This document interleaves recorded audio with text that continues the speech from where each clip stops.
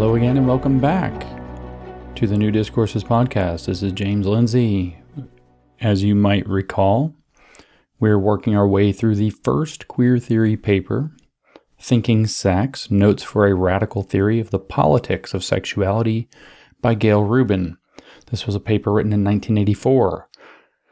We're now on the third part of this series. We've already kind of covered, in my opinion, the interesting parts of this paper where we see what queer theory is really about. I don't want to spend a lot of time summarizing this. I kind of just want to rip through it. To be honest with you, we've already spent a lot of time talking about Gayle Rubin in this stupid paper. But to kind of summarize, queer theory, Gayle Rubin has framed out, is like she says, a radical approach to the politics of sexuality. In fact, I say that it's queer Marxism. It is, I should emphasize that otherwise, queer Marxism. It is using the idea of normalcy, as we heard very, very clearly in the previous two episodes, but especially the last one on this paper. It is using the idea of normalcy like a form of bourgeois private property that, keeping with the Communist Manifesto, which is also known as the Communist Confession of Faith, must be abolished. And so queer theory takes aim at abolishing the normal. We heard that explicitly from a queer theorist in 2016 at the beginning of the last episode. So it's not that I'm making this up. It's not that I'm even inferring it from what's obvious in their writing. It's that their goal is to abolish normal. We heard that the primary tool by which they do that is complicating that which we consider normal. To say that our idea of normalcy is too restrictive. It doesn't capture everything, and therefore it's actually nonsensical. In this paper so far, we've heard Gayle Rubin defend child pornography as though the idea of nude children is irrational or ridiculous to see as something that needs to be prosecuted criminally. She goes into the point of making the bad point of saying, well, you wouldn't be able to tell because an anatomy textbook might be illegal under child pornography laws, etc. This is a typical thing. She tries to take apart age of consent laws and say that they don't make any sense, but they create injustices. This is the typical maneuver. She openly defends what she calls cross-generational encounters and man-boy love and the National Association for Man-Boy Love, or however that goes, North American Man-Boy Love Association, NAMBLA. So she actually defends pedophilia in this paper openly. She defends fetish and kink openly, saying that it's basically, there's a Saturday Night Live, I really wish I could play the whole thing here for you, but it's really, you really need to go look it up. It's about this character they created, Sex Ed Vincent, the sex educator. He's got his little accent and he's from New York, and he's going to have his sex ed symposiums, and his whole punchline is that they say really weird stuff, and he says, is that weird? Who's to say? Is that weird? Who's to say? And so what it is to pollute this idea that there's normal versus weird, normal versus abnormal. And in Rubin's own language, she goes deeply into the idea of perversion, of perverts. She talks about perverts openly and defends the idea of perverts, even that perverts are excluded from jobs. In the last section of the last part of this three-part series, the middle one, we actually heard her saying that she thinks it's a bit ridiculous that we would have increasingly strict requirements on people who are, say, teachers or are in positions of kind of higher office to not be perverts, that we keep perverts out of those positions. And this is sort of what they're doing. They're assaulting normal by kind of polluting it. We listened about that article from 2016 talking about this professor whose last name was Ward, a professor of gender and sexuality studies, saying that we need to complicate the idea of heterosexuality by saying that sometimes it includes homosexuality too. And so we're going to complicate it. What's normal for heterosexuals? Well, we're going to ambiguate upon that. We're going to make it more complex. We're going to complicate literally the idea of straightness to include some gayness. And of course, what this is a power grab. And I explained that last time. So if you didn't get it, let me just say it again. This is a power grab. It doesn't sound like a power grab. It sounds like weirdo scholars just screwing around in kind of weird corner cases and trying to make more hay of them. You could just say, hey, okay, the dude's bisexual. or he's gay and covering it up and he's in denial or whatever. But no, it has to be that we're going to have a new form of heterosexuality that's more complicated. It includes some homosexuality, and we're going to theorize that in order to complicate heterosexuality because we're going to abolish the normal. And the reason it's a power grab is that if we adopt this paradigm, we have to rely upon queer theorists who have seized this power to tell us what's legitimately heterosexual, what's homosexual, when is it crossed the line. Nobody can tell except them. And so we have some idea then of how queer theory operates as a Marxist theory of the normal, where normal is considered to be a kind of property created by the normal to decide who gets to be considered normal and who's not normal and therefore is oppressed. And that includes, as she keeps pointing out, kinksters and pedos, transvestites and transsexuals she keeps raising. And what we saw was this gradual erosion by banking off of the gay civil rights movement. That's what the queer theory or the queer agenda did, was it latched on like a parasite to the gay civil rights movement. And it has slowly implemented its agenda bit by bit by bit. I likened it in the last episode to cutting out it's like we have a chain link fence to keep the weirdos out, and it's clipped links in the fence one by one by one. You can hear those links getting clipped back here in 1984, even in this first paper in queer theory. Even earlier in the Michel Foucault, for example, whom she cites, you hear those things you can see those things getting clipped. And then here in 2022, we can actually see the results of having clipped out some of those things. And I also made the analogy repeatedly that the way this works is that sometimes our social programs or social views are too restrictive. Sometimes they are oppressive or repressive, sometimes for good reasons, but also sometimes for bad reasons. Liberal people tend to recognize this and they want to ask the question why. And then what you have is these leftists. The queer agenda is literally taking this. Do you say, the conservatives point at the liberals and say, no, we can't open that up because there's a slippery slope. And this is actually invoked explicitly in the paper. Rubin explicitly talks about this. And, the conservatives say we can't do that. It's a slippery slope. And the liberals fight back. It's not necessarily a slippery slope. We don't have to be so reactionary. We can actually have a gay civil rights movement or whatever. And meanwhile, these leftist queer theorists are literally lubing up the slope with the slipperiest silicone lube you can find. And now what do we have? Groomer schools. What do we have? Drag queen story hour. What do we have?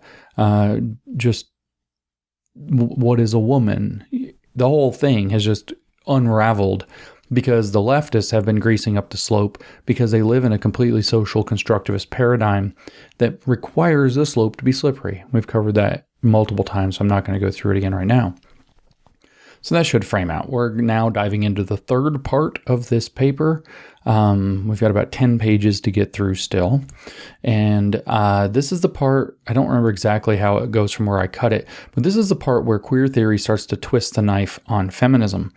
In particular, queer theory can be thought of as a very Marxist identity politics of sexuality being grafted onto sex-positive feminism and destroying sex-negative radical feminism and twisting everything into the further Marxist and postmodern, I really should say the postmodern Marxist, because Marxism was a very modernist type theory that was very much rooted in the idea of material conditions structuring reality.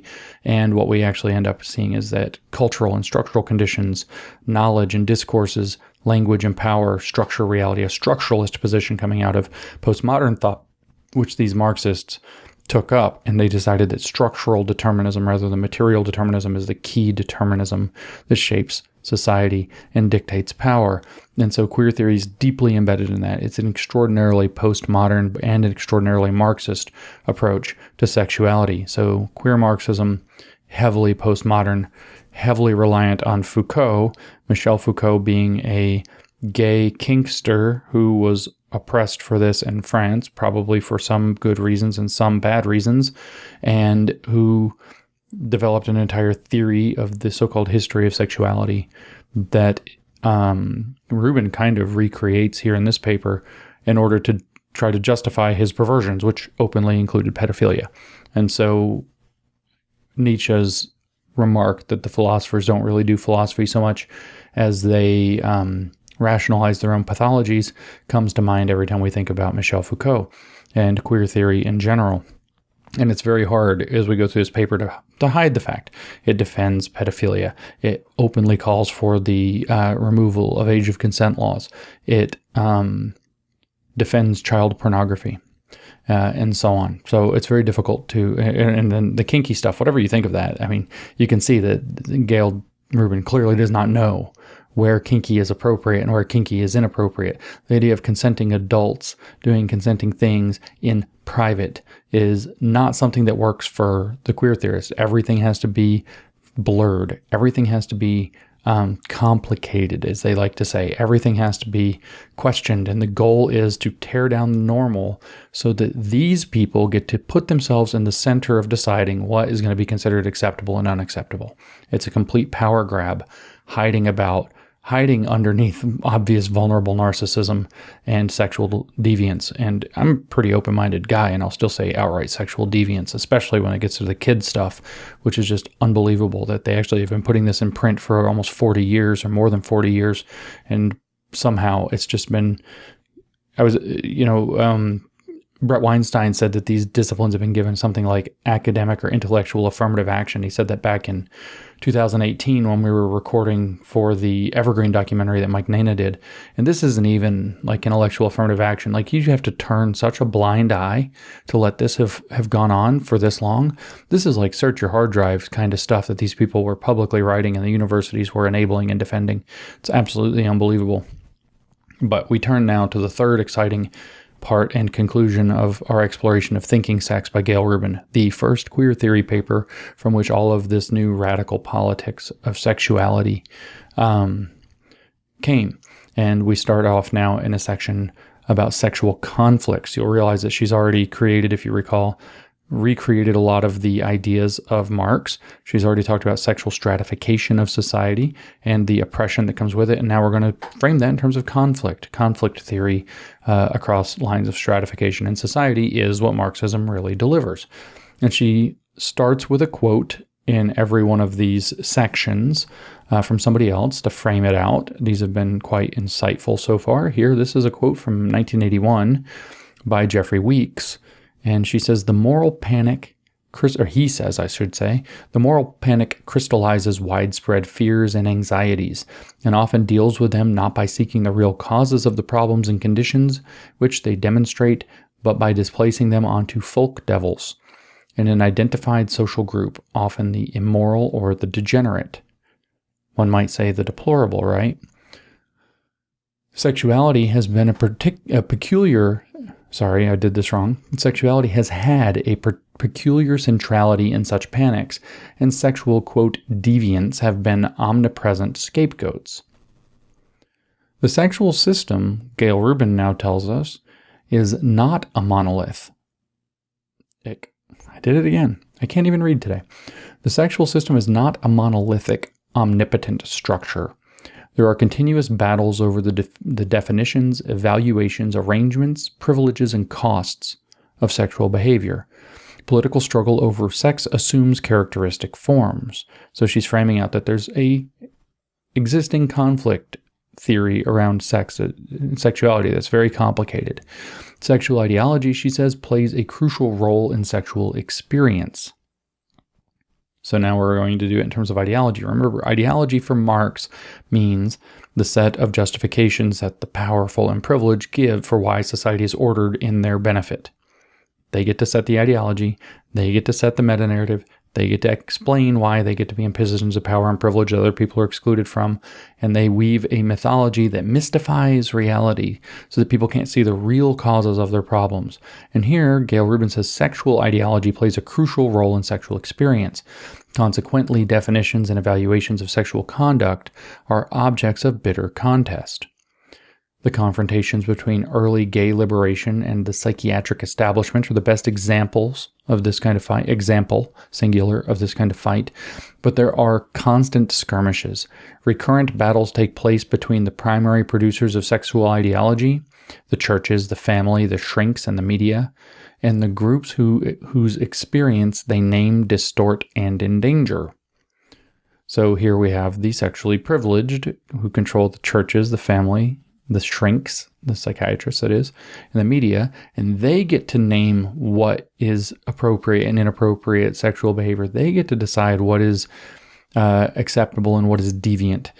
And they do so in a way that names, distorts, and endangers. We're starting to hear that now omnipresent call to harm and danger.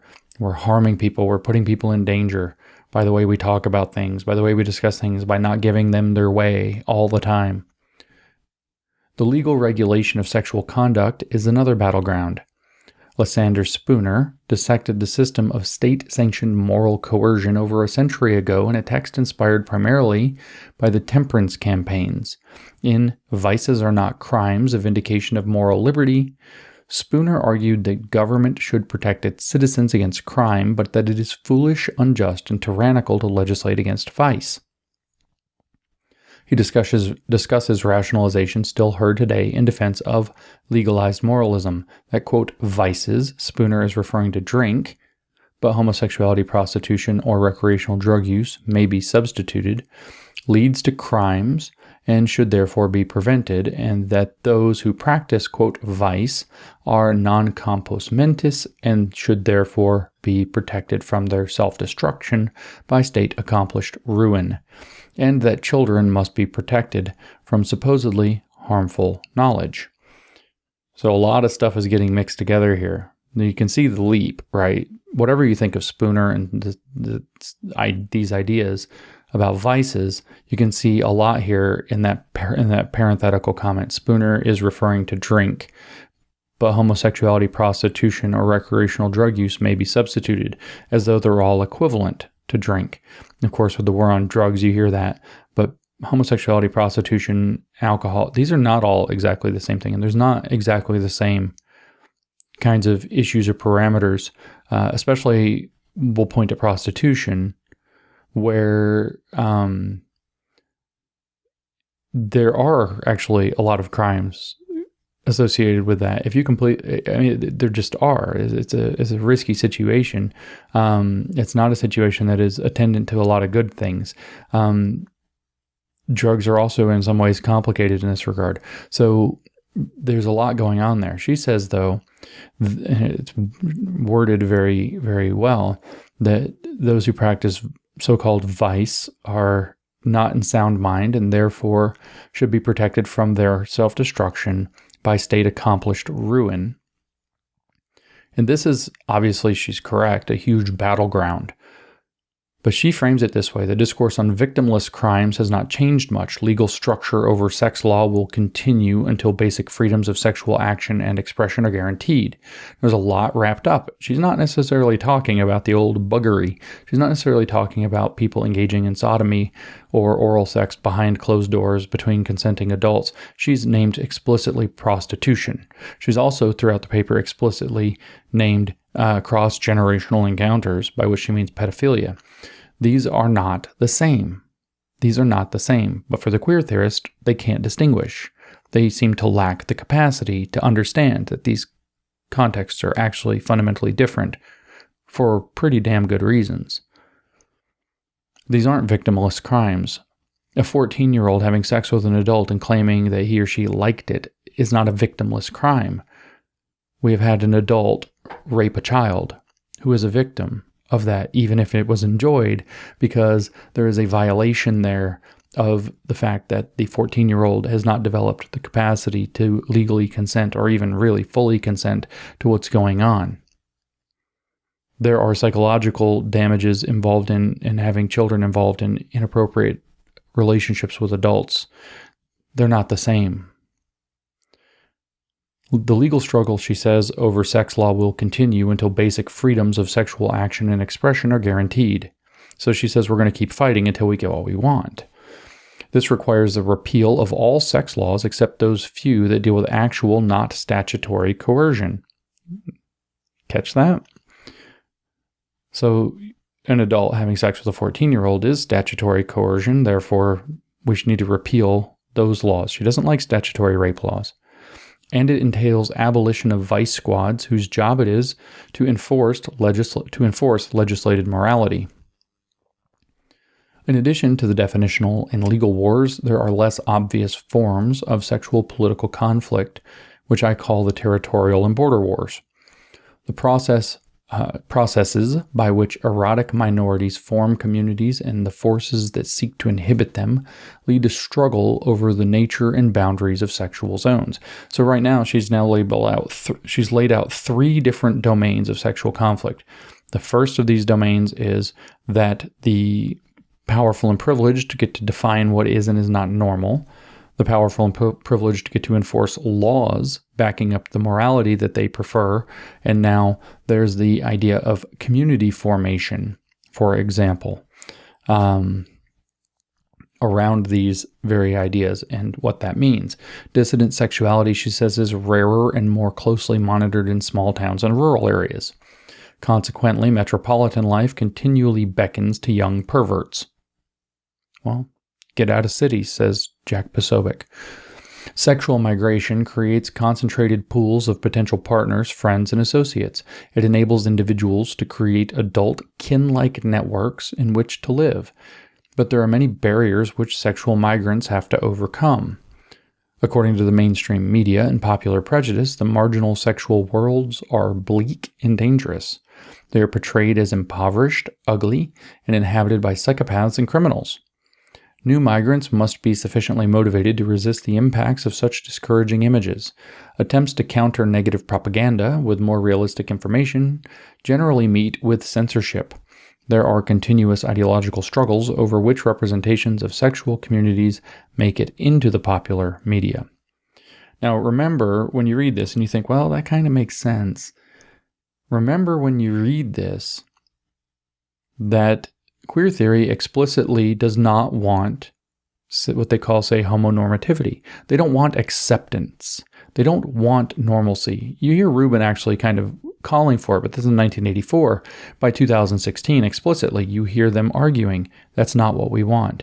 In 2022 or 21, in this other paper that I've gone through recently, you hear the same thing. It is not about creating acceptance. That would reinforce homonormativity, that there are acceptable forms of being homosexual and unacceptable forms.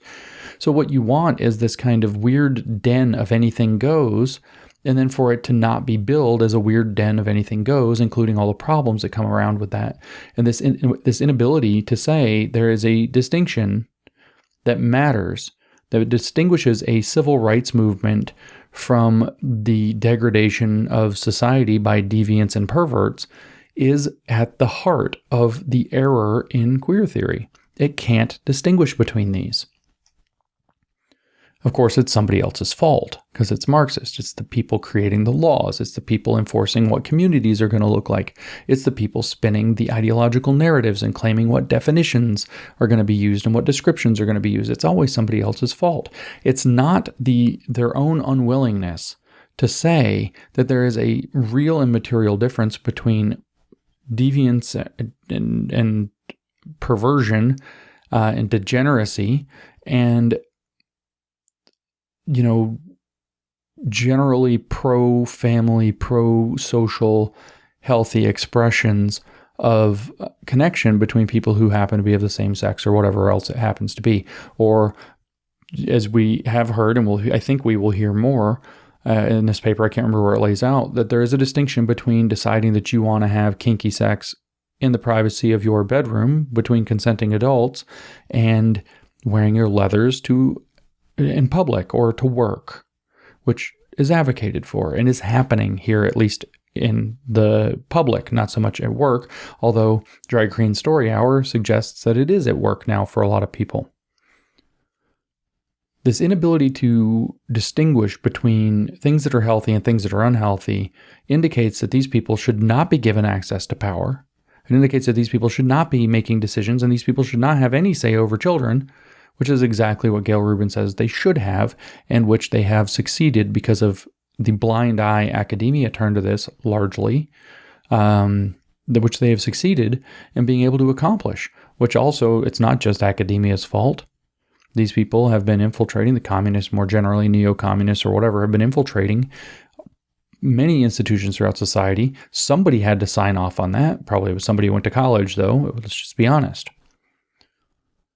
Information, she says, on how to find, occupy, and live in the marginal sexual worlds is also suppressed. Navigational guides are scarce and inaccurate.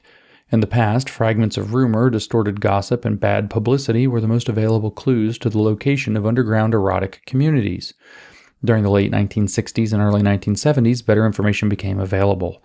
Now, groups like the moral majority want to rebuild the ideological walls around the sexual undergrounds and make transit in and out of them as difficult as possible. Migration is expensive. Transportation costs, moving expenses, and the necessity of finding new jobs and housing are economic difficulties that sexual migrants must overcome. How unfair. These are especially imposing barriers to the young, who are often the most desperate to move. And you know that narrative has been played up to the maximum, to the point now where, because of the agitations of queer theory and how much success they've had, especially in schools and state governments, you can actually get Child Protective Services involved in taking a child out of the home because their parents aren't affirming their queer identities sufficiently. There are, however, roots into the erotic communities which mark trails through the propaganda thicket and provide some economic shelter along the way. Higher education can be a route for young people from affluent backgrounds. Go to college, learn to be a pervert, if you're rich. In spite of serious limitations, the information on sexual behavior at most colleges and universities is better than elsewhere, and most colleges and universities shelter small erotic networks of all sorts. There you go. 1984, Gayle Rubin telling us, with no citation, that most colleges and universities in 1984 already shelter erotic networks of all sorts. Okay. How did this happen? Oh my gosh. Our universities went Marxist in the 70s. That's how. For poorer kids, the military is often the easiest way to get the hell out of wherever they are. Military prohibitions against homosexuality make this a perilous route. Not anymore. Although young queers continually attempt to use the armed forces to get out of intolerable hometown situations and closer to functional gay communities, they face the hazards of exposure, court-martial, and dishonorable discharge. Once in the cities, erotic populations tend to nucleate and to occupy some regular visible territory.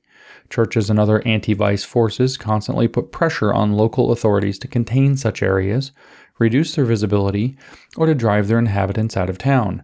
I frickin' wonder why. There are periodic crackdowns in which local vice squads are unleashed on the populations they control. Gay men, prostitutes, and sometimes transvestites are sufficiently territorial and numerous to engage in intense battles with the cops over particular streets, parks, and alleys. Such border wars are usually inconclusive, but they result in many casualties. For most of this century, the sexual underworlds have been marginal and impoverished. You can see the vision for the cities that Gayle Rubin has. Their residents subjected to stress and exploitation. The spectacular success of gay entrepreneurs in creating a variegated gay economy has altered the quality of life within the gay ghetto. The level of material comfort and social elaboration is achieved by the gay community in the last 15 years. That was achieved by the gay community in the last 15 years is unprecedented.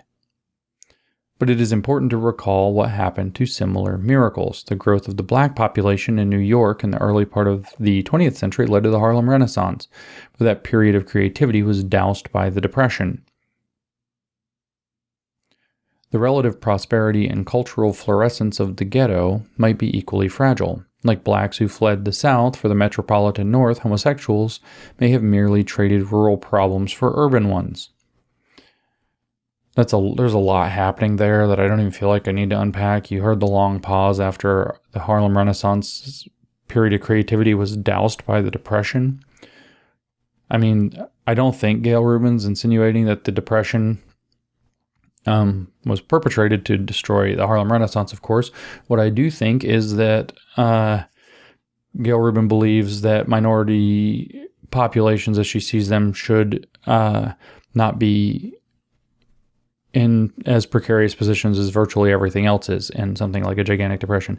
It also is kind of funny because she's pointing out that there's fragility to these kind of minority communities that she believes need special protection, and that's not untrue. But it makes you wonder why they then endorse things like Build Back Better that are literally destroying exactly the kinds of prosperity necessary to support the things that they want to keep. But they don't. They want those things to be given special treatment and protection while everything else gets destroyed. That's the problem. That's the Marxist issue here. And they're being used. Gay pioneers, she says, occupied neighborhoods that were centrally located but run down. Consequently, they border poor neighborhoods. Gays, especially low-income gays, end up competing with other low-income groups for the limited supply of cheap and moderate housing. Okay, what does that have to do with them being gay? Nothing. Poor people compete for... Okay. In San Francisco, competition for low-cost housing has exacerbated both racism and homophobia and is one source of the epidemic of street violence against homosexuals. So, yeah, city problems. Trading rural problems for city problems. Maybe the rural problems weren't as bad as you thought. Instead of being isolated and invisible in rural settings, city gays are now numerous and obvious targets for urban frustrations. In San Francisco, unbridled construction of downtown skyscrapers and high-cost condominiums is causing affordable housing to evaporate. Megabuck construction is creating pressure on all city residents. Poor gay renters are visible in low-income neighborhoods. Multimillionaire contractors are not.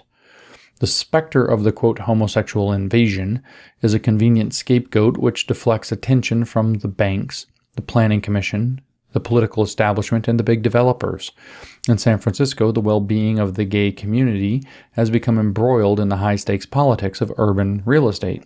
Following her argument here to its conclusion is that we shouldn't, just like with gentrification, we shouldn't continue to develop things. We shouldn't continue to improve or gentrify because it will hurt particular minority communities that should have special treatment.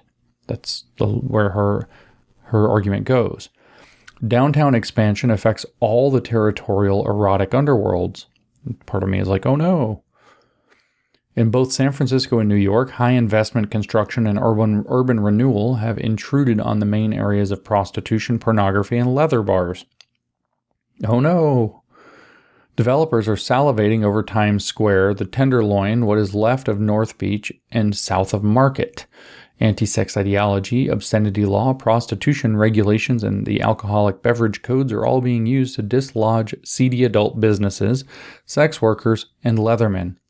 I literally on an airplane reading this said, good. After I read that, I said good out loud, even though I didn't read this part out loud. Within 10 years, most of these areas will have been bulldozed and made safe for convention centers, international hotels, corporate headquarters, and housing for the rich. What are we getting rid of again? Seedy adult businesses, sex workers, and leathermen. Shucks. The most important and consequential kind of sex conflict is what Jeffrey Weeks has termed the moral panic. Moral panics are the, quote, political moment of sex, in which diffuse attitudes are channeled into political action and from there into social change. The white slavery hysteria of the 1880s, the anti-homosexual campaigns of the 1950s, and the child pornography panic of the late 1970s were typical moral panics. All right. My feeling was that this white slavery hysteria thing was pushed a little far, and the argument's not on great basis. I think there's more basis for this anti-homosexual campaign thing. But then we get to the child pornography panic of the late 70s. That's a moral panic? No. In fact, she's brought that up repeatedly throughout this paper, from the very beginning of this paper. No, child pornography bad, Gayle Rubin. Child pornography bad. It wasn't a moral panic. Child pornography is bad. It's not a difficult topic. This isn't hard to it's not even challenging, except if you're a queer theorist. These people shouldn't be given power. They shouldn't be dictating policy, and they certainly shouldn't be dictating policy to have anything to do with children or in schools. Because sexuality in Western societies is so mystified, there's your Marxism, by the way, the wars over it are often fought at oblique angles, aimed at phony targets, conducted with misplaced passions, and are highly, intensely symbolic. Sexual activities often function as signifiers for personal and social apprehensions to which they have no intrinsic connection. During a moral panic, such fears attach to some unfortunate sexual activity or population. The media become ablaze with indignation. The public behaves like a rabid mob. The police are activated, and the state enacts new laws and regulations. When the furor has passed, some innocent erotic group has been decimated, and the state has extended its power into new areas of erotic behavior. Some innocent erotic group has been decimated. Well, maybe once in a while, but you just said child porn, Gayle. We're dealing with massive groomer schools problems, and this is exactly the paragraph, again, I think there's been one in each episode of this, that is going to be the justification for the counter to all this exposure of the fact that our schools are filled with groomers and our child entertainment industries are filled with groomers like at Disney. And it's only because sex is so mystified that we would think that some, I don't know, innocent erotic group like freaking groomers in schools might get cracked down upon. This is exactly what this will be framed as if the left is able to keep marching the way they are. They'll say that this okay groomer thing is a moral panic, and such fears attached to some unfortunate sexual activity or population, like grooming kids.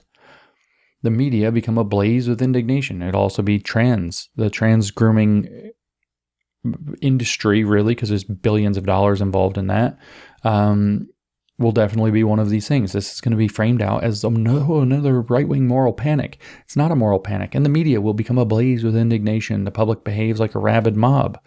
Yeah, you're grooming kids. You're not doing stuff with this thing saying we're not going to groom kids. Don't worry, we're not going to groom kids. You are grooming kids. Everybody knows it now. So where does this all come from? Here's your first paper in queer theory. The system of sexual stratification provides easy victims who lack the power to defend themselves and a pre-existing apparatus for controlling their movements and curtailing their freedoms. So remember, we have different types of sex and how acceptable they are. That's a sexual stratification that she laid out. Society is layered into different strata of how oppressed you are based on your sex, sexual behaviors, your sexing, I guess. And she's saying that, well, that creates a nice hierarchy for abuse. Typical Marxist conflict theory. The stigma against sexual dissidents renders them morally defenseless. Every moral panic has consequences on two levels. The target population suffers most, but everyone is affected by the social and legal changes. Moral panics rarely alleviate any real problem because they are aimed at chimeras and signifiers. They draw on the pre-existing discursive structure which invents victims in order to justify treating, quote, vices as crimes. Grooming children at school is not a vice. It's a crime. The criminalization of innocuous behaviors such as homosexuality, prostitution, obscenity, or recreational drug use is rationalized by portraying them as menaces to health and safety, women and children, national security, the family, or civilization itself. Well, here we are, aren't we? Even when activity is acknowledged to be harmless, it may be banned because it is alleged to, quote, lead to something ostensibly worse. Now we're going to the slippery slope thing. Another manifestation of the domino theory. Rather than slippery slope, she calls it domino. Great and mighty edifices have been built on the basis of such phantasms. Turns out they weren't phantasms, were they, Gayle? Generally, the outbreak of a moral panic is preceded by an intensification of such scapegoating. Apparently, we didn't scapegoat hard enough, Gayle.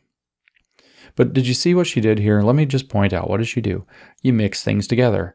The criminalization of innocuous behaviors such as homosexuality, okay, maybe, probably, depends on the circumstances, frankly, but let's go with okay.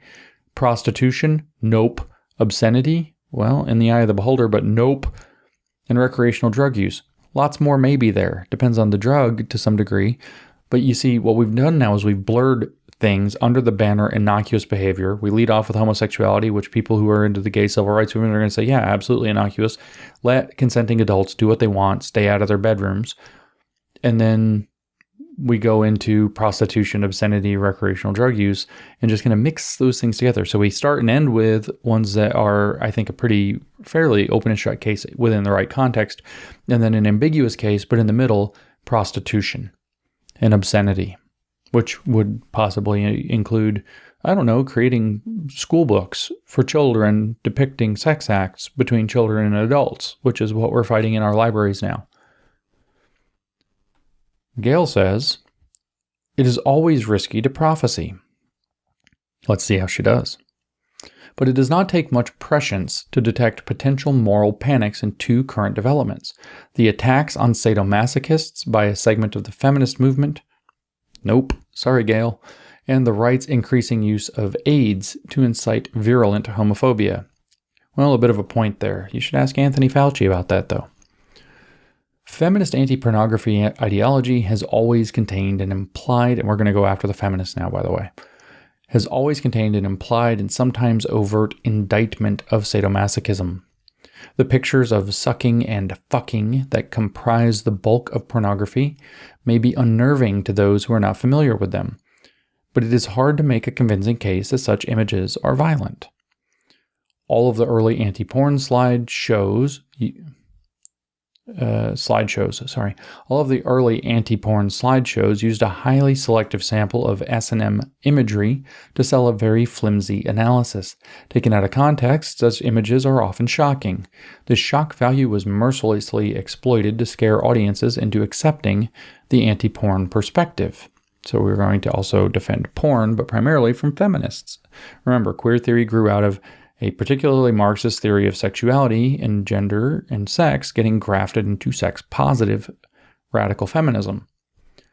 A great deal of anti-porn propaganda implies sadomasochism is the underlying and essential, quote, truth toward which all pornography tends.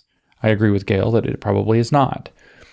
Porn is thought to lead to S&M porn, which is in turn alleged to lead to rape.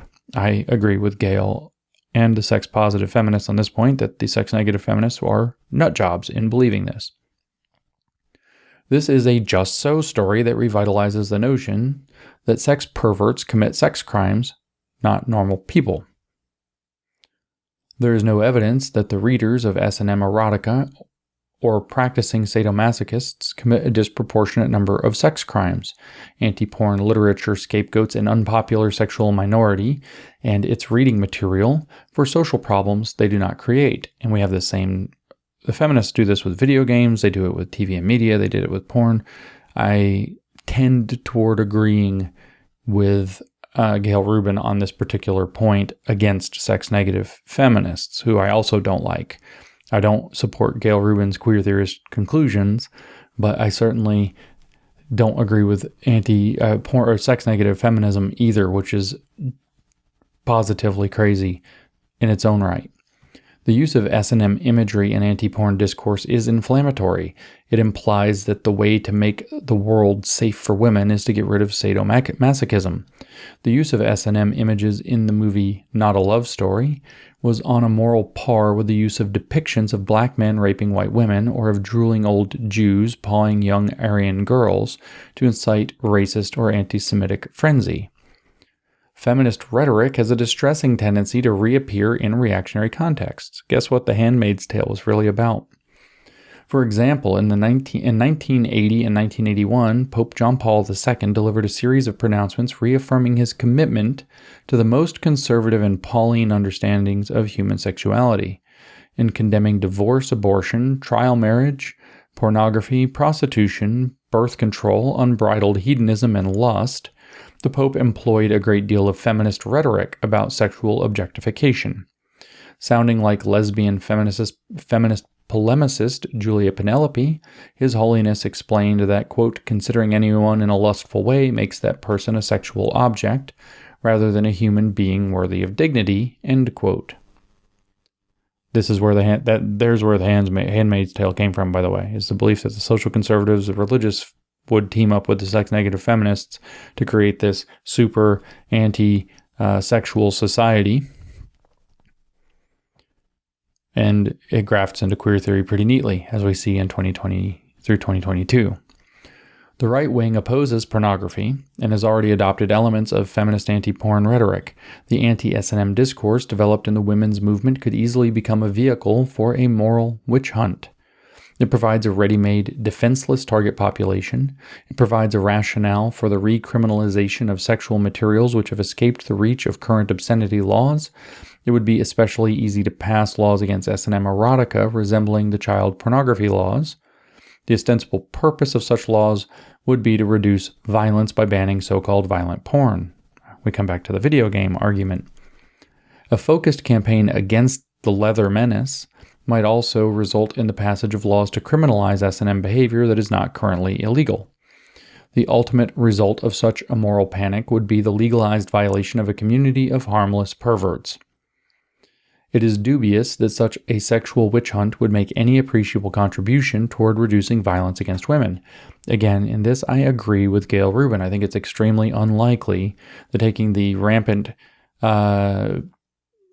sex-negative feminist view that targets, as what does she call them, a community of harmless perverts, which they mostly are if they're consenting adults. We're not talking about kids here, or maybe Gayle is, but if we definitely take that off the table, that, okay, if you want to, in my view, if you want to go do that stuff, like rock on, good for you. Keep it out of the street, keep it away from kids, do your thing, fly your freak flag the way you want to fly it as consenting adults in private. And the sex negative feminist arguments that say that, just allowing this to be is going to lead down to more rapes, etc. That's all based off of like the completely bogus thought of the sex negative feminists and people like Susan Brown Miller, who said that it's always about power. Rape is always about power. It's never about sex, etc. I do agree that by and large, if they can keep their fetish stuff where it belongs in private between consenting adults, the fetish community is not particularly a dangerous thing. Keeping it away from children is, I think, imperative. I don't think that Gayle Rubin would necessarily agree. In fact, I don't think she would agree. So don't misquote me as saying that I agree with Gayle Rubin about this. I think that consenting adults are consenting adults. So now we're going to talk about diseases. Anthony Fauci diseases. An AIDS panic is even more probable. When fears of incurable disease mingled with sexual terror, the resulting brew is extremely volatile. A century ago, attempts to control syphilis led to the passage of the Contagious Diseases Acts, plural, in England. The acts were based on erroneous medical theories and did nothing to halt the spread of the disease, but they did make life miserable for the hundreds of women who were incarcerated, subjected to forcible vaginal examination, and stigmatized for life as prostitutes. Well, damn if she's not kind of right about what happened with AIDS there, and old Anthony Fauci is. Whatever happens, AIDS will have far-reaching consequences on sex in general, and on homosexuality in particular. Yeah, what Fauci did with AIDS was really bad. We get to have round 2 and maybe 3 now. The disease will have a significant impact on the choices gay people make. Fewer will migrate to the gay meccas out of fear of the disease. Those who already reside in the ghettos will avoid situations they fear will expose them. The gay economy and the political apparatus it supports may prove to be evanescent. Fear of AIDS has already affected sexual ideology. Just when homosexuals have had some success in throwing off the taint of mental disease, gay people find themselves metaphorically welded to an image of lethal physical deterioration. Thanks, Anthony Fauci. The syndrome, its peculiar qualities, and its transmissibility are being used to reinforce old fears that sexual activity, homosexuality, and promiscuity led to death and to disease and death. Well, Gayle, sometimes they do, but often they don't. Thanks, Anthony Fauci.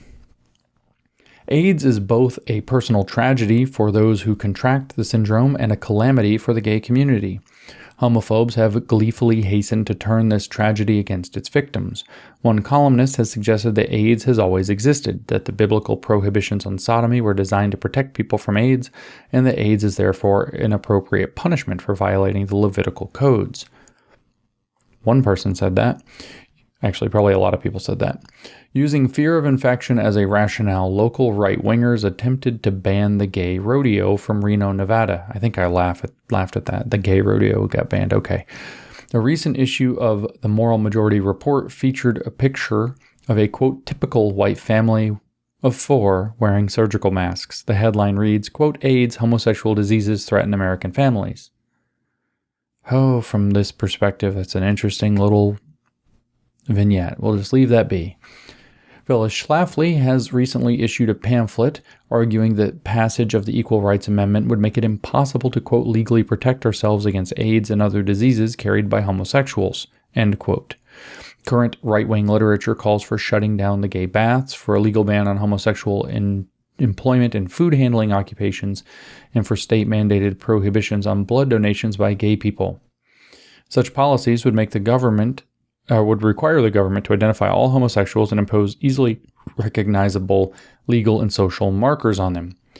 Imagine if we took out gay and replaced gay and what happened to them in that situation, which I kind of agree with a lot of what Gayle's saying here. What if we took out gay and made it unvaccinated? Second verse is same as the first. It is bad enough that the gay community must deal with the medical misfortune of having been the population in which a deadly disease first became widespread and visible. It is worse to have to deal with the social consequences as well. Even before the AIDS scare, Greece passed a law that enables police to arrest suspected homosexuals and force them to submit to an examination for venereal disease. It is likely that until AIDS and its methods of transmission are understood, there will be all sorts of proposals to control it by punishing the gay community and by attacking its institutions. When the cause of Legionnaire's disease was unknown, there were no calls to quarantine members of the American Legion or to shut down their meeting halls. The Contagious Diseases Acts in England did little to control syphilis, but they caused a great deal of suffering for the women who came under their purview. Now do COVID. The history of panic that has accompanied new epidemics and of the casualties incurred by their scapegoats should make everyone pause and consider with extreme skepticism any attempts to justify anti-gay policy initiatives on the basis of AIDS. I don't disagree with that part, so we'll carry on to the limits of feminism. And Gayle starts off this section by citing J. Edgar Hoover. We know, says Hoover, we know that in overwhelmingly large number of cases, sex crime is associated with pornography. We know that sex criminals read it, are clearly influenced by it. I believe that if we can eliminate the distribution of such items among impressionable children, we shall greatly reduce our frightening sex crime rate. Oh, J. Edgar Hoover is probably not correct about that. Maybe. In the absence of a more articulated radical theory of sex, most progressives have turned to feminism for guidance, tells us Gayle Rubin. But the relationship between feminism and sex is complex, because sexuality is a nexus of relationships between genders. Much of the oppression of women is borne by, mediated through, and constituted within sexuality.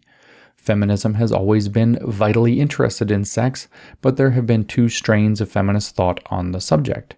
One tendency has criticized the restrictions on women's sexual behavior and denounced the high costs imposed on women for being sexually active. This tradition of feminist sexual thought has called for a sexual liberation that would work for women as well as for men. The second tendency has considered sexual liberalization to be inherently a mere extension of male privilege. The tradition resonates with conservative anti-sexual discourse. So this was a sex positive, and now we're talking about sex negative, radical feminism. With the advent of the anti-pornography movement, it achieved temporary hegemony over feminist analysis. So the sex negatives basically took over feminist analysis. I told you. There's a huge war in feminism in the 70s and 80s, particularly the 80s, between the sex negative and the sex positive feminists, radical feminists. The huge war with each other over how we're going to view sex. As we heard, Gayle Rubin said that sex is tied into what it means to relate between men and women, and therefore all the issues that feminism touches upon as issues of sex, gender, and sexuality are tied up into this question about sexuality and its relationship to these issues. My, of course, solution would have been we should have had neither form of radical feminism because they both sucked. But queer theory grew out of the sex positives figuring out a way to tar the sex negatives as socially conservative or similar to social conservatives and to create a new radical politics that actually has left behind reality virtually completely. The anti-pornography movement and its texts have been the most extensive expression of this discourse. So we're back to this porn stuff. The queer theorists really like porn. They really want lots of porn. They, in fact, want porn for children, which at some point you have to draw some lines. In addition, proponents of this viewpoint have condemned virtually every variant of sexual expression as anti-feminist.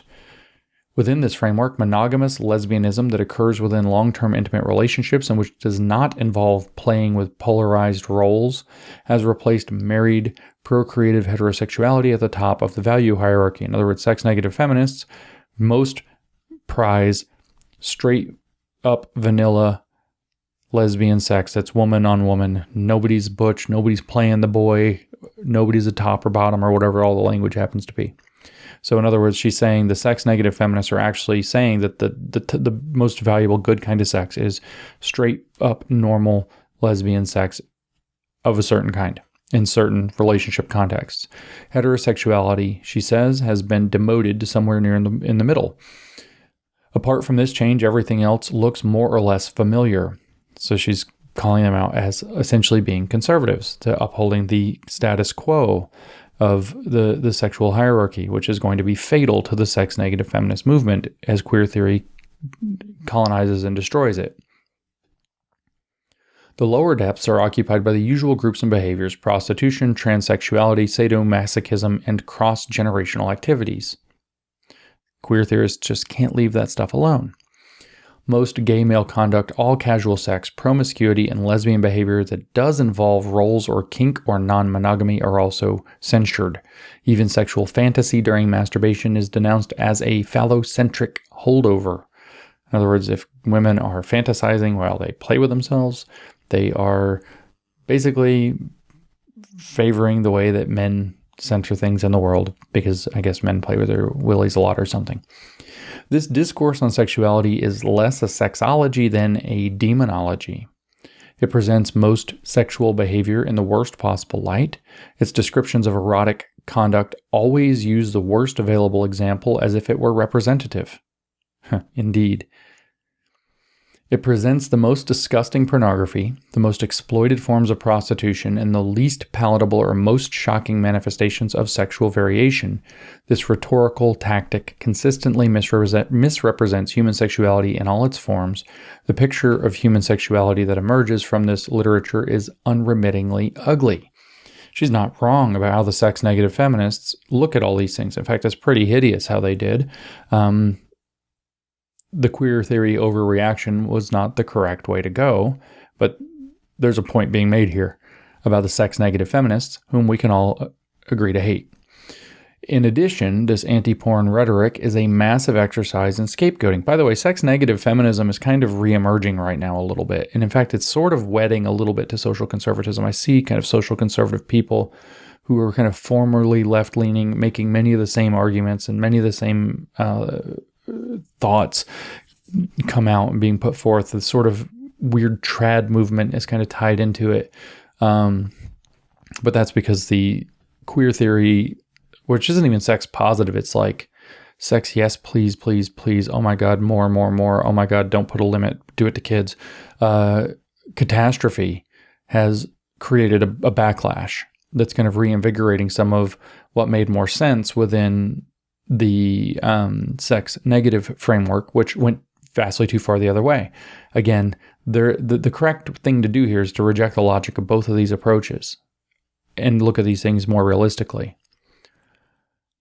In addition, this anti-porn rhetoric is a massive exercise in scapegoating. It criticizes non-routine acts of love rather than routine acts of oppression, exploitation, or violence. Of course, we have to talk about it like a feminist would. This demon sexology directs legitimate anger at women's lack of personal safety against innocent individuals, practices, and communities. Anti-porn propaganda often implies that sexism originates within the commercial sex industry and subsequently infects the rest of society. Well, that's a true statement about a thing that is correctly identified as false.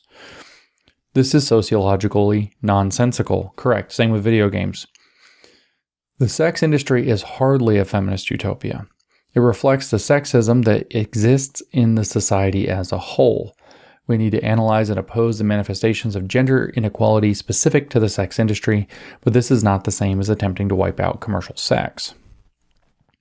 Similarly, erotic minorities such as sadomasochists and transsexuals, we got to get back to them, are as likely to exhibit sexist attitudes or behavior as any other politically random social grouping.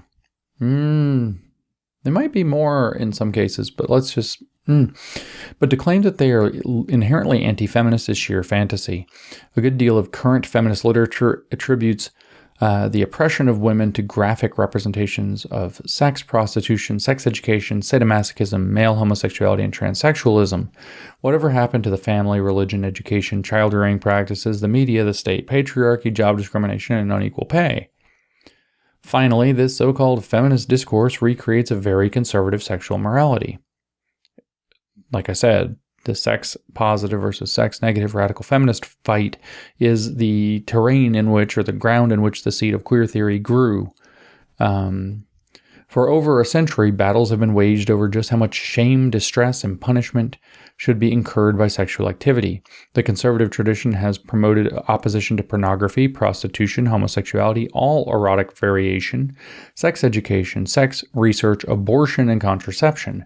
The opposing pro-sex tradition has included individuals like Havelock Ellis, Magnus Hirschfeld, Alfred Kinsey, and Victoria Woodhull, as well as the sex education movement, organizations of militant prostitutes and homosexuals, the reproductive rights movement, and organizations such as the Sexual Reform League of the 1960s. So reproductive rights movements would be like, as an organization, would be like Planned Parenthood.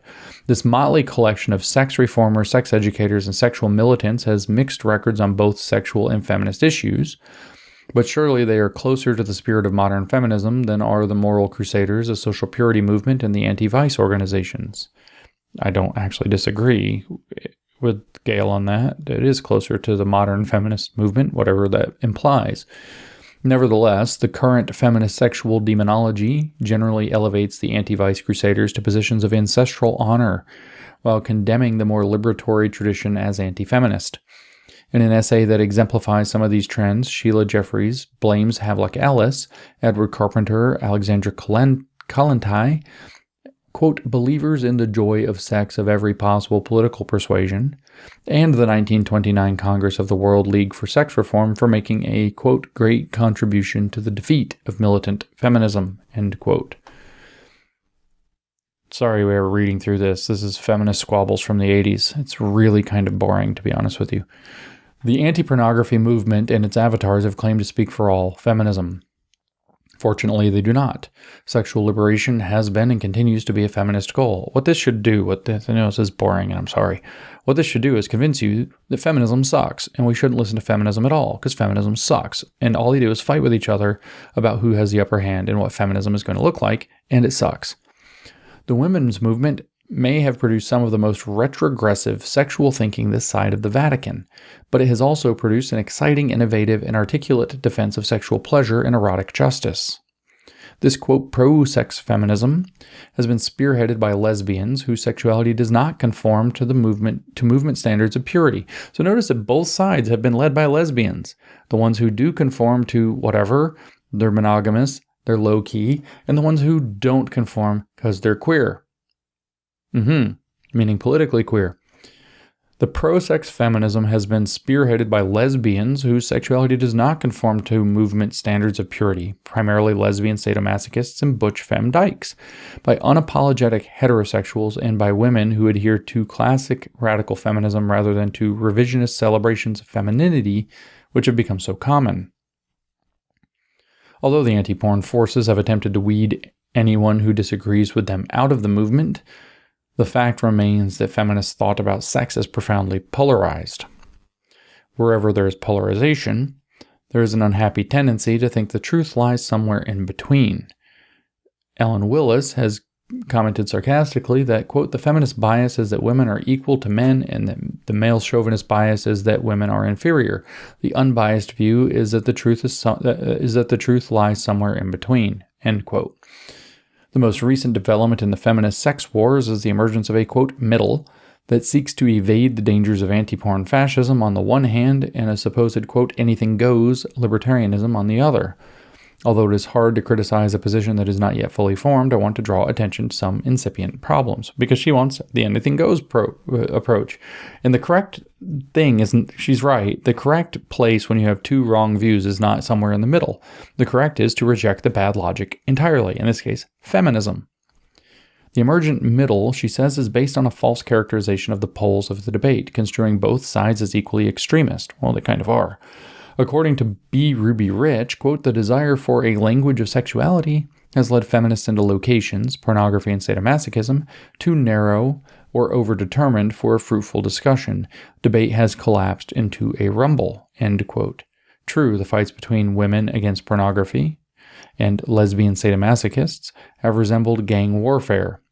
But the responsibility for this lies primarily with the anti-porn movement and its refusal to engage in principled discussion. Might kind of be true, but I don't know. It's probably screwed up on both sides. S&M lesbians have been forced into a struggle to maintain their membership in the movement and to defend themselves against slander. Well, they should have left the movement because it's stupid. No major spokeswoman for lesbian S&M has argued for any kind of S&M supremacy or advocated that everyone should be a sadomasochist. In addition to self-defense, S&M lesbians have called for appreciation for erotic diversity and more open discussion of sexuality. Trying to find a middle course between women against pornography and Samoa, who we've just seen cited, is a bit like saying that the truth about homosexuality lies somewhere between the positions of the moral majority and those of the gay movement. In political life, it is all too easy to marginalize radicals and attempt to buy acceptance for a moderate position by portraying others as extremists. Liberals have done this for years to communists. Weird thing to bring up. Sexual radicals have opened up the sex debates. It's shameful to deny their contribution, misrepresent their positions, and further their stigmatization. Frankly, I kind of agree. I actually do think that we've been having part of our problem is that we've had insufficiently clear, accurate, and mature discussion about sexuality for a very long time, and I think that the sex-negative feminists really made that worse, and I'm inclined to agree with Gayle Rubin's point about them. Again, I don't really agree with her or queer theory or its underlying assumptions and all of these things, but man, I don't like the sex-negative feminists, so I end up finding myself agreeing with a lot of her critiques in this stupid feminist internecine war that was going on in the 80s, which the queer theorists decisively won. In contrast to cultural feminists, she tells us, who simply want to purge sexual dissidents, the sexual moderates are willing to defend the rights of erotic nonconformists to political participation. Yet this defense of political rights is linked to an implicit system of ideological condescension. The argument has two major parts. This is actually kind of interesting. The first is an accusation that sexual dissidents have not paid close enough attention to the meaning, sources, or historical construction of their sexuality. That part's not interesting. This emphasis on meaning appears to function in much the same way that the question of ideology has functioned in the discussions of homosexuality. That's not interesting. That is, homosexuality, sadomasochism, prostitution, or boy love, that just has to keep coming up, doesn't it, are taken to be mysterious and problematic in some way that more respectable sexualities are not. Boy love and prostitution. Okay. The search for cause is a search for something that could change so that these, quote, problematic eroticisms would simply not occur. Sexual militants have replied to such exercises that although the question of ideology or cause is of intellectual interest, it is not high on the political agenda, and that moreover, the privileging of such questions is itself a regressive political choice. The second part of the, quote, moderate position focuses on questions of consent. This is where we get more interesting. Sexual radicals of all varieties have demanded the legal and social legitimation of consenting sexual behavior. Notice she didn't use the word adult here, by the way. Feminists have criticized them for ostensibly finessing questions about the limits of consent and structural constraints on consent. Although there are deep problems with basically some of the sex-negative feminists have even argued that women can never consent to sex because patriarchy creates a power dynamic such that the women are always in a position where they're underpowered and therefore coerced and therefore cannot consent, which is absurd. This is one of the reasons that I hate the sex-negative feminists more than I hate the sex-positive feminists. Although there are deep problems with the political discourse of consent, and although there are certainly structural constraints on sexual choice, this criticism has been consistently misapplied in the sex debates. It does not take into account the very specific semantic content that consent has in sex law and sex practice. Man-boy love, let's not forget that though. As I mentioned earlier, a great deal of sex law does not distinguish between consensual and coercive behavior. Only rape law contains such a distinction. Rape law is based on the assumption, correct in my view, that heterosexual activity may be freely chosen or forcibly coerced. One has the legal right to engage in heterosexual behavior as long as it does not fall under the purview of other statutes and as long as it is agreeable to both parties. I also think that this is okay. This is, in fact, what I think the point should be. Consenting adults can do what they want in private. Don't add kids. Don't do it in public. This is not the case for most other sexual acts. Sodomy laws, as I mentioned above, are based on the assumption that the forbidden acts are an, quote, abominable and detestable crime against nature. Taking Gayle Rubin's side on this. If people want to be gay and with each other, good for them. I don't care. Keep it to yourselves between consenting adults. I don't care. You don't have to keep it to yourself. You can tell me you did it. I don't mind. People have sex. It's great. Whatever. Criminality is intrinsic to the acts themselves. Gayle has a point here. No matter what the desires of the participants. Quote, unlike rape, sodomy or an unnatural or perverted sexual act may be committed between two persons, both of whom consent, and regardless of which is the aggressor, both may be prosecuted, end quote. Before the consenting adults statute was passed in California in 1976, lesbian lovers could have been prosecuted for committing oral copulation. If both participants were capable of consent, both were equally guilty. That should not be a crime, I completely agree. Adult incest statutes operate in similar fashion. Well, now we had to get weird, didn't we? Contrary to popular mythology, the incest statutes have little to do with protecting children from rape by close relatives. The incest statutes themselves prohibit marriage or sexual intercourse between adults who are closely related. We're going to defend incest now for queer theory.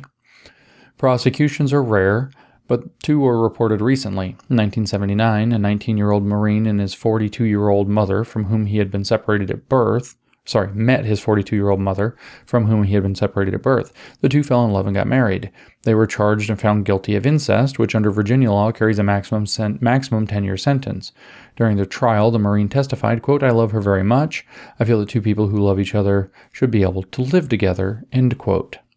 It's your mom, dude. It's your mom. In another case, a brother and sister who had been raised separately met and decided to get married. They were arrested and pleaded guilty to felony incest and returned for probation. A condition of probation was that they not live together as husband and wife. Had they not accepted, they would have faced 20 years in prison. Look, if they knew, there's a problem. If they didn't know, slap them on the wrist, let them know, and then nobody wants to bone their sister. That's normal, and then you move on. Okay. I don't think these things are all that complicated, but apparently they're complicated. In a famous S&M case, a man was convicted of aggravated assault for a whipping administered in an S&M scene.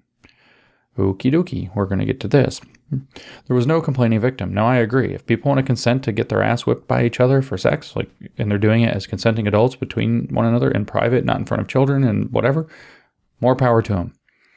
There's no complaining victim. The session had been filmed, and he was prosecuted on the basis of the film. The man appealed his conviction by arguing that he had been involved in a consensual sexual encounter and had assaulted no one. In rejecting his appeal, the court ruled that one may not consent to an assault or battery, quote, except in a situation involving ordinary physical contact or blows incident to sports, such as football, boxing, or wrestling, end quote. I think Gayle has a point here, but what she's going to do with that point is going to be messed up. The court went on to note that the quote, consent of a person without legal capacity to give consent, such as a child or insane person, is ineffective, end quote, and that, quote, it is a matter of common knowledge that a normal person in full possession of his mental faculties does not freely consent to the use upon himself of force likely to produce great bodily injury, end quote. Great bodily injury from spanking or something. I don't know what the actual context was. Maybe the judge is right in this case. Maybe it was out of control. Maybe it was too much. Maybe it wasn't. If it wasn't, Well, there should be no problem here. I agree with Gayle. What's going to happen from this, though, is the queer theory thing of breaking down all barriers. We shouldn't even have sex laws. We shouldn't blah, blah, blah. Therefore, anyone who would consent to a whipping would be presumed non-compos mentis and legally incapable of consenting. Yeah, that's ridiculous. The state shouldn't be able to decide that based on that. I agree with Gayle. S&M sex generally involves a much lower level of force than the average football game. Indeed, I would think, and results in far fewer injuries than most sports. But the court ruled that football players are sane, whereas masochists are not. Sodomy laws, adult incest laws, and legal interpretations such as the one above clearly interfere with consensual behavior and impose criminal penalties on it. Gayle's correct there. Within the law, consent is a privilege enjoyed only by those who engage in the highest status sexual behavior. Now it's getting weird. Those who enjoy low status sexual behavior do not have the legal right to engage in it. In addition, economic sanctions, family pressures, erotic stigma, social discrimination, negative ideology, and the paucity of information about erotic behavior all serve to make it difficult for people to make unconventional sexual choices. There certainly are structural constraints that impede free sexual choice, but they hardly operate to coerce anyone into being a pervert. On the contrary, they operate to coerce everyone toward normality. So we get the queer theory, pervert versus normal thing thrown in as the correct frame of analysis on what would have otherwise been fairly sensible analysis that the government really has no business poking its nose in anybody's bedroom when the people involved are consenting adults. The quote, brainwash theory, she says, explains erotic diversity by assuming that some sexual acts are so disgusting that no one would willingly perform them. Therefore, the reasoning goes, anyone who does so must have been forced or fooled. Even constructivist sexual theory has been pressed into the service of explaining why otherwise rational individuals might engage in variant sexual behavior. I'm sure there's some gross stuff in her mind right now. Another position that is not yet fully formed uses the ideas of Foucault and Weeks to imply that the, quote, perversions are an especially unsavory or problematic aspect of the construction of modern sexuality. This is yet another version of the notion that sexual dissidents are victims of subtle machinations of the social system. So we're going to go full queer theory on the back of Foucault. Weeks and Foucault would not accept such an interpretation since they consider all sexuality to be constructed, the conventional no less than the deviant. And so she's defending Foucault and Weeks from this attack on Foucault and Weeks in particular. So she wants to go into the fully constructed queer theory, postmodern Marxist land. Psychology, she tells us, is the last resort of those who refuse to acknowledge that sexual dissidents are as conscious and free as any other group of sexual actors. If deviants, again, she doesn't keep saying between consenting adults, but she should, because it would strengthen her argument all the way. If deviants are not responding to the manipulations of the social system, then perhaps the source of their incomprehensible choices can be found in a bad childhood, unsuccessful socialization, or inadequate identity formation. In her essay on erotic domination, Jessica Benjamin draws upon psychoanalysis and philosophy to explain why what she calls, quote, sadomasochism is alienated, distorted, unsatisfactory, numb, purposeless, in an attempt to, quote, relive an original effort at differentiation that failed, end quote. Freaking academics. This essay substitutes a psycho-philosophical inferiority for the more usual means of devaluing dissident eroticism. One reviewer has already construed Benjamin's argument as showing that sadomasochism is merely an, quote, obsessive replay of the infant power struggle, end quote. The position which defends the political rights of perverts, but which seeks to understand their, quote, alienated sexuality, is certainly preferable to the women against pornography style bloodbaths. But for the most part, the sexual moderates have not confronted their discomfort with erotic choices that differ from their own. Erotic chauvinism cannot be redeemed by tarting it up in Marxist drag, sophisticated constructivist theory, or retro psychobabble. I find myself agreeing with Gayle on that point. Just as a matter of some humor, I keep saying women against pornography throughout, but actually she abbreviated it as WAP, and that's just cracking me up. Every time I see WAP, I just crack up a little bit. Speaking of sex and sexuality. Back to Gayle. Whichever feminist position on sexuality, right, left, or center, eventually attains dominance, the existence of such a rich discussion is evidence that the feminist movement will always be a source of interesting thought about sex. Kind of disagree. Nevertheless, I want to challenge this assumption that feminism is or should be the privileged site of a theory of sexuality. I agree, Gayle, but you're going to say it should be queer theory, which doesn't exist yet in 1984, but that's what you're going to suggest. Feminism is the theory of gender oppression. To assume automatically that this makes it the theory of sexual oppression is to fail to distinguish between gender on the one hand and erotic desire on the other. In the English language, because we've got to do this, of course, the word, quote, sex has two very different meanings. It means gender and gender identity, as in the female sex or the male sex. But sex also refers to sexual activity, lust, intercourse, and arousal, as in to have sex. This semantic merging reflects a cultural assumption that sexuality is reducible to sexual intercourse and that it is a function of the relations between women and men. It is. The cultural fusion of gender with sexuality has given rise to the idea that a theory of sexuality may be derived directly out of a theory of gender. So after I read this the other day, thought about it for a long time. This part stuck in my head for some reason, and I thought about it, and I thought about it, and I thought about it. Why do we call having sex? Why do we use the word sex for that? And why do we use the word sex for, are you a male or a female? And it's very obvious. Having sex is why. Having sexual intercourse, because we're a sexually reproducing species that are sexually dimorphic into two sexes. Why do we call them sexes? Because they are the components of the sexual intercourse. That's why. They are the two component pieces of sexual intercourse that produces progeny. It's not actually complicated. So it actually is that, though. In an earlier essay, The Traffic in Women, I used the concepts of sex/gender system defined as a, quote, set of arrangements by which a society transforms biological sexuality into products of human activity. That was a paper from 1975, apparently. I went on to argue that, quote, sex as we know it, gender identity, sexual desire, and fantasy, concepts of childhood, is itself a social product. All right. Concepts of childhood. Always keep doing it, Gayle. In that essay, I did not distinguish between lust and gender, treating both as modalities of the same underlying social process. The Traffic in Women was inspired by the literature on kin-based systems of social organization.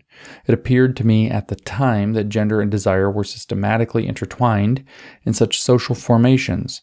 This may or may not be an accurate assessment of the relationship between sex and gender in tribal organizations, but it is surely not an adequate formation for sexuality in Western industrial societies.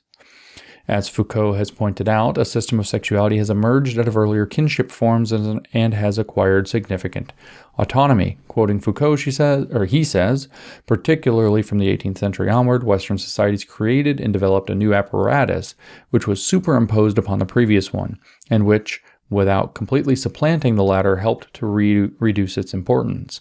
I am speaking of the deployment of sexuality. For the first, kinship, what is pertinent is the link between partners and definite statutes. The second, sexuality, is concerned with the sensations of the body, the quality of pleasures, and the nature of impressions. End quote. The development of this sexual system has taken place in the context of gender relations.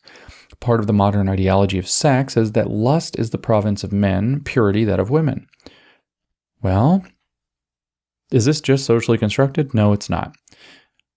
The mating program in human beings does involve two sexes. Turns out they are actually different. Turns out that men have what is sometimes called an approach mechanism and women have what is sometimes called a filtering mechanism.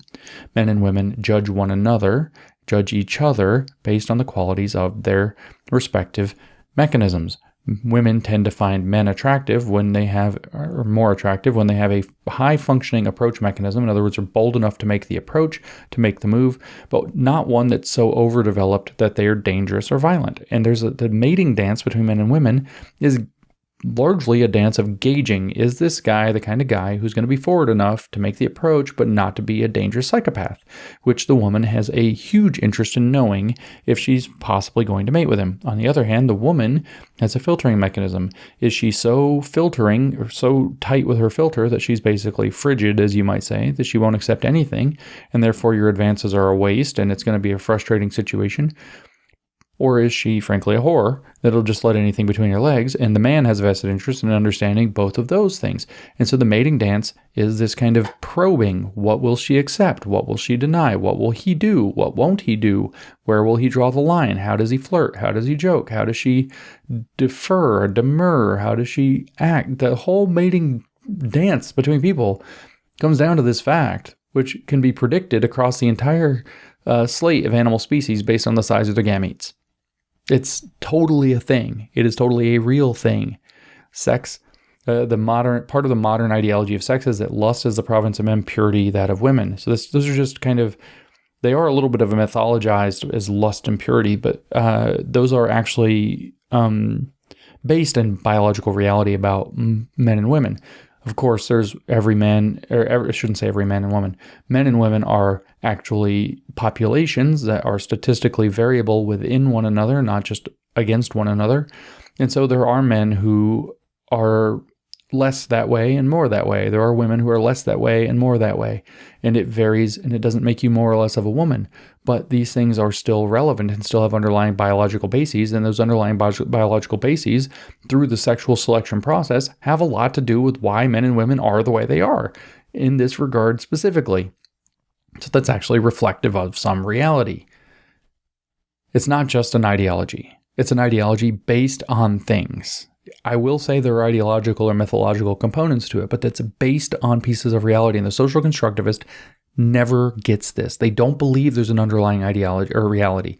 They believe that the claim to an underlying reality, and this is so important to understand with Marxists, the claim to an underlying reality is just an attempt by the people who have the power to say that to reinforce the social policies, the social relations that benefit them.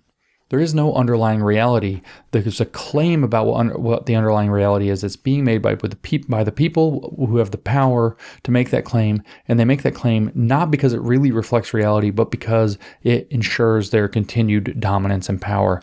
That is the Marxist idea. That's why reality itself in Marxism is thought to constrain the limits of subjective consciousness and thus alienate and limit people. And that's why liberation in the communist program includes liberation from reality. They don't believe that reality is actually what's there. They believe everything starts in the realm of imagination and one's conscious subjectivity, and that social relations create ideologies and parameters that limit that range. So when you say, no, it's just a reality, it's just a biological reality of men and women, that men tend toward, we'll say that she says lust, women tend toward purity, that this reflects an underlying mating strategy between human animals that is approach mechanism versus filtering mechanism to work out who makes good partners based on the different underlying roles of a 9-month pregnancy, giving birth to a completely helpless infant, depending on certain circumstances, at least 12 to 13 years, but arguably 18 to 25 years of complete to partial dependency on the parents. There's a lot that goes in to being to the human mating dance and what leads to it. It's not arbitrary. It's not just a creation of people who want to enforce certain things. And this is what the Marxist always misses. This is also, by the way, why you don't need biologists to solve this. My friend Colin Wright does a great job. I highly support Colin and all of his work. Colin is a biologist, but nobody needs a biologist to tell them that men and women are different. We just don't need that. We actually don't.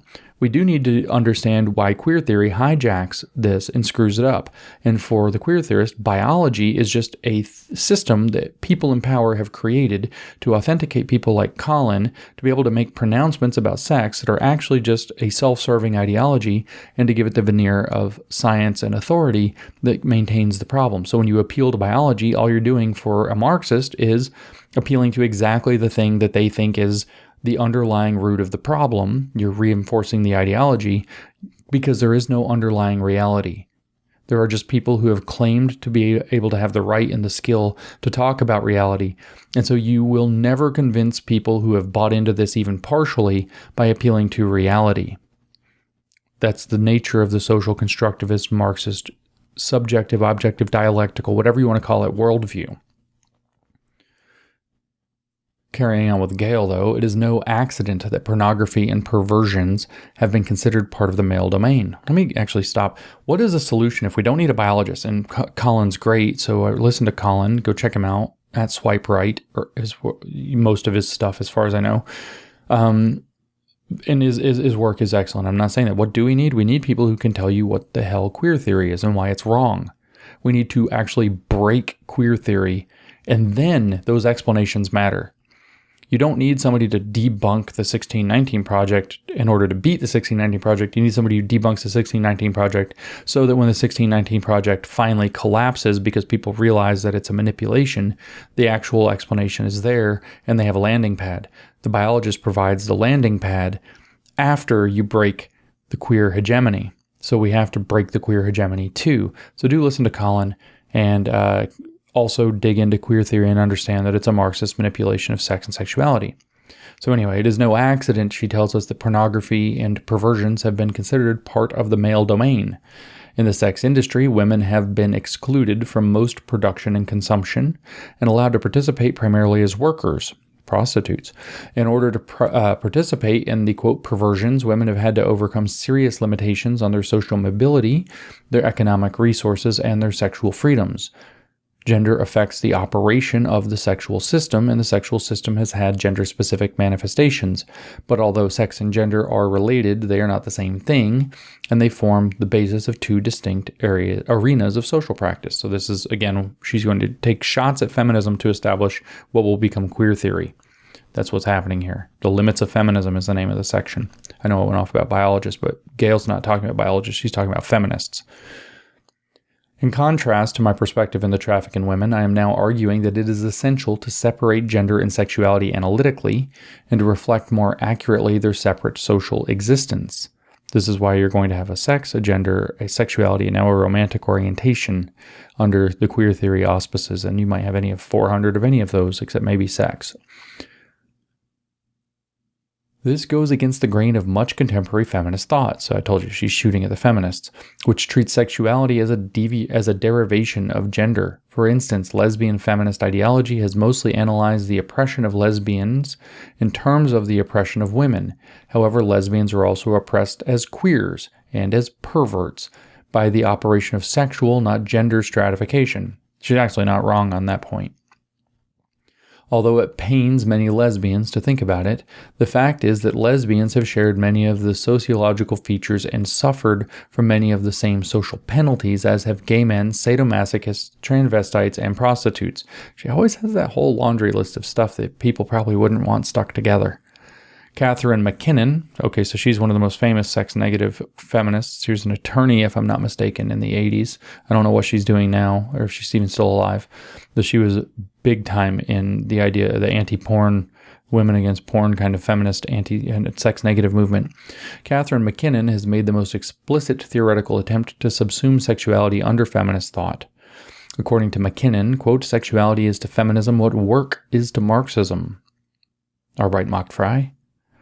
What is it? Sex. I don't know how to say sex in German. It's probably just sex. Macht frei, sex makes free.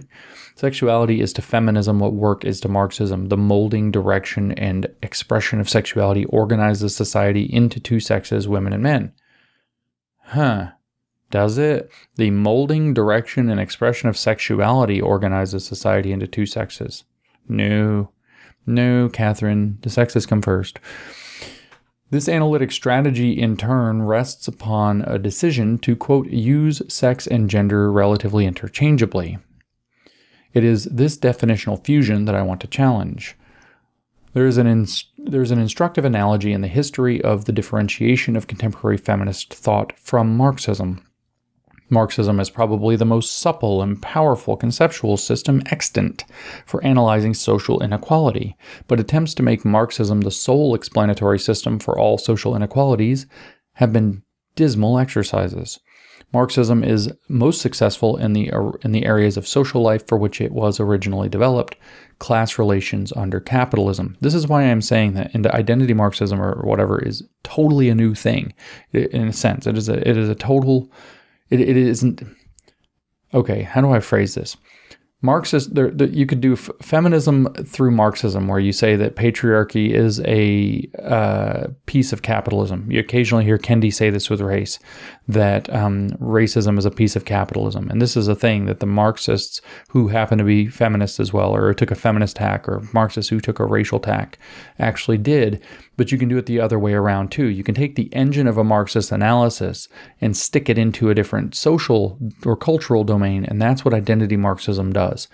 It's not the same thing. And what queer theory ends up doing is creating that Marxist analysis within sex, gender, and sexuality and some of the other things by reframing, and we can hear even the seeds here, reframing normalcy itself, acceptability itself as a bourgeois form of private property that itself has to be abolished. So you're actually not doing a Marxist analysis through a feminist lens, rather you are putting the Marxist engine in the feminist car. It's a slightly different thing. And that's what I say identity Marxism is. So it's new and old at the same time. It's really just Marxism, but it's Marxism in a completely different domain. When I call critical race theory race Marxism, that's actually what I mean. You're not looking at... There's a tendency among academics, I should say, to say that Marxism is this narrow economic thing that has to do with material conditions, and to miss the fact, some Marxists actually call the woke stuff pseudo-false Marxism, but to miss the fact that the Marxist toolkit, the Marxist pattern of thought, the Marxist mode of analysis can be implanted across other lines of social stratification, and has been, and is marching that way. And that's exactly what we saw happen by the end of the 60s as people like Marcuse completely diverted the direction of Marxism. We see that in Freire, who completely diverted what it means to be marginal and central, what it means to be conscious, changed. Freire basically repackaged George Lukács's arguments about class consciousness in his book History and Class Consciousness from 1923, but Freire puts it in terms of conscientization into critical consciousness, which is this new and different way of thinking. Class consciousness and critical consciousness are not the same thing. Critical consciousness and identity politics and kind of related domains is woke. It is the Freirean repackaging into this kind of neo-Marxist framework out of the old Marxist framework of Lukács brings about the new thing. It is the Marxist engine stuck somewhere else. And so I don't see a lot of clarity on this point when I read anybody from the 80s or the 90s. And we see Gayle Rubin here struggling around it. Anyway, she's still taking her shots at feminism. The relationship, she says, between feminism and a radical theory of sexual oppression is similar. Feminist conceptual tools were developed to detect and analyze gender-based hierarchies. To the extent that those overlap with erotic stratifications, feminist theory has some explanatory power, but as issues become less those of gender and more those of sexuality, feminist analysis has become misleading and often irrelevant. Feminist thought simply lacks angles of vision which can fully encompass the social organization of sexuality. The criteria of relevance in feminist thought do not allow it to see or assess critical power relations in the area of sexuality. Okay, so here's where I agree and disagree with what Gayle Rubin's saying. She's right that you can't subsume sexuality under feminism, that it's sex and sexuality are different, or sex, gender, and sexuality are different, so you can't use one mode of analysis. But the problem is she still wants to use a Marxist engine. Feminism had put the Marxist engine in their analysis of gender-based hierarchies, and now she wants to use the same bad engine. She says we need to study these things differently, but then using the same conceptual framework, which is the Marxist social constructivist nightmare that's led us where we are. So yes, but with a massive... Your method sucks too, Gayle, because you're still caught in the dialectical leftist framework that everything on the left has been since about 1830 when Hegel died, 1831 when Hegel died, and the young Hegelians rose to prominence as a left-wing force in Europe.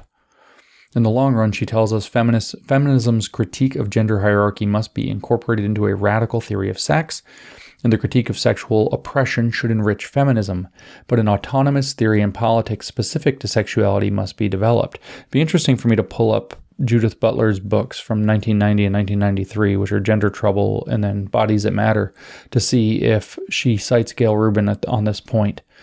It is a mistake to substitute feminism for Marxism as the last word on social theory. Feminism is no more capable than Marxism of being the ultimate and complete account of all social inequality, nor is feminism the residual theory which can take care of everything to which Marx did not attend. These critical tools were fashioned to handle very specific areas of social activity, other areas of social life, their forms of power, their characteristic modes of oppression, need their own conceptual implements. In this essay, I have argued for theoretical as well as sexual pluralism. And so what's actually happening here is that she's saying that the Marxist engine has to be... The distinction is, are we talking about Marxism qua Marxism, or are we talking about Marxism as what it really is, which is dialectical leftism? And the dialectical leftist lens is being applied in all these domains. And she says, well, it's good at what it does in Marxism, it's good at what it does in feminism, but it doesn't constitute sex and sexuality, so we need to have a separate one of those for that, and that's going to become queer theory. And the dialectical leftist process, which is what I frequent, when I say race Marxism, what I really mean is race dialectical leftism. When we say actual Marxism, what we would be saying is economic or material dialectical leftism. Dialectical leftism is the thing. It is achieving leftist goals through the Hegelian style dialectic. I know I just lost like 3/4 of you if you don't keep up with everything I do, but I've got like a bajillion things out about that. And so you can go listen to me talk about Hegel. You can go listen to me talk about the theology of Marxism. I've got podcasts on both of those things and the role of this dialectical leftism thing that it is. So anyway, now we finally get to the conclusion. We're going to wrap up here. She begins with a quote cited to a Colette, 1982, "These pleasures which we lightly call physical." That's all it says. That's the whole quote with ellipsis before and after. Like gender, she says, sexuality is political. It is organized into systems of power, which reward and encourage some individuals and activities while punishing and suppressing others. So that we're going to put the Marxist engine into understanding sexuality. Like the capitalist organization of labor and its distribution of rewards and powers, the modern sexual system has been the object of political struggle since it emerged and has evolved. But if the disputes between labor and capital are mystified, sexual conflicts are completely camouflaged by ideology, of course. She's saying queer theory, which is what emerges out of this paper, is queer Marxism. In the exact same sense that critical race theory is race Marxism. The legislative restructuring that took place at the end of the 19th century and in the early decades of the 20th century was a refracted response to the emergence of the modern erotic system. During that period, new erotic communities formed. It became possible to be a male homosexual or a lesbian in a way that it had not been previously. Mass-produced erotica became available, and the possibilities for sexual commerce expanded. Now do OnlyFans. The first homosexual rights organizations were formed, and the first analyses of sexual oppression were articulated. The repression of the 1950s was in part a backlash to the expansion of sexual communities and possibilities which took place during World War II. During the 1950s, gay rights organizations were established, the Kinsey reports were published, and lesbian literature flourished. The 1950s were a formative as well as a repressive era. The current right-wing sexual counter-offensive is in part a reaction to the sexual liberalization of the 1960s and early 1970s. That was a neo-Marxist sex program largely under Marcuse, not entirely. I mean, we have Wilhelm Reich, who wrote during the World War II era, to credit with some of this as well, a lot of it. And it was a gigantic movement in its own right. Moreover, it has brought about a unified and self-conscious coalition of sexual radicals. In one sense, what is now occurring is the emergence of a new sexual movement aware of new issues and seeking a new theoretical basis, which is going to be heavily post-structural queer theory. The sexual system is shifting once again. We're seeing many symptoms of its change. Post-structural feminism is dominating over older forms of feminism. And we have to remember that we're actually dealing with what is ultimately Marxism, because we just heard that that's how we're going to do all these social analyses, because that's the only social analysis the left has done since 1830. In Western culture, sex is taken all too seriously. A person is not considered immoral, is not sent to prison, and is not expelled from her or his family for enjoying spicy cuisine. But an individual may go through all this and more for enjoying shoe leather. Ultimately, of what possible social significance, get ready for a trigger warning. Ultimately, of what possible social significance is it if a person likes to masturbate over a shoe? It may even be non-consensual, but since we do not ask permission of our shoes to wear them, it hardly seems necessary to obtain dispensation to come on them. It really says that. If sex is taken too seriously, sexual persecution is not taken seriously enough. There is a systematic mistreatment of individuals and communities on the basis of erotic taste or behavior. There are serious penalties for belonging to the various sexual occupational castes. The sexuality of the young is denied. Gayle. Adult sexuality is often treated like a variety of nuclear waste, and the graphic representation of sex takes place in a mire of legal and social circumlocution. Remember, she defended child porn. Specific populations bear the brunt of the current system of erotic power, but their persecution upholds a system that affects everyone. The 1980s have already been a time of great sexual suffering. They have also been a time of ferment and new possibility. It is up to all of us to try to prevent more barbarism and to encourage erotic creativity. Those who consider themselves progressive need to examine their preconceptions, update their sexual educations, and acquaint themselves with the existence and operation of sexual hierarchy. It is time to recognize the political dimensions of erotic life. With that, I give you the birth of queer theory. That is where queer theory came from. This is the paper, Thinking Sex, by Gayle Rubin from 1984. It is time to recognize the political dimensions of erotic life. Thinking Sex, Notes for a Radical Theory of the Politics of Sexuality, which became queer theory. This is where it came from. Now you hear what it defends. I'm not going to rehash it all. I will mention the whole child porn and man-boy love thing again, though. I will mention them. I don't really care about the kinks. I don't really care about the homosexuality. I don't really care about a lot of it. I'm going to go ahead and mention the grooming of kids, pedophilia, and child porn, which are extensively defended. I'm going to go ahead and mention the inability to detect that there is a fundamental difference between degeneracy and people doing things in the privacy of their own homes between consenting adults. There is a fundamental difference. I'm going to remind you that discernment is possible for adults who are not somehow psychologically crippled, as queer theorists seem to be, who can't tell that these distinctions exist. And I'm going to tell you again that this is where we see the birth of queer theory that has led to the groomer schools, to the drag queen story hour, and to so many other things that we're supposed to swallow as though they're normal, as though they're acceptable, and as though they stand on behalf of the movement that Gayle Rubin's trying to attach her radical politics of sexuality to, which is a legitimate gay civil rights movement that was waged from the 1950s in some sense up into maybe around 2010 or so, not quite that late, with tremendous success for gay civil liberties. Here is the queer theory parasite attached onto it and brought with it all of these kinks, all of these perversions, all of this inability to distinguish, all of this stuff that has to do with the sexualization of children, whether through pornography, child pornography, or whether through advocating for cross-generational encounters and man-boy love. So thank you for listening to the Introduction to Queer Theory paper, Gayle Rubin's Thinking Sex. Back to regularly scheduled content. I'm going to kind of veer into more queer theory as we go forward here and there, but I'm still sticking in education.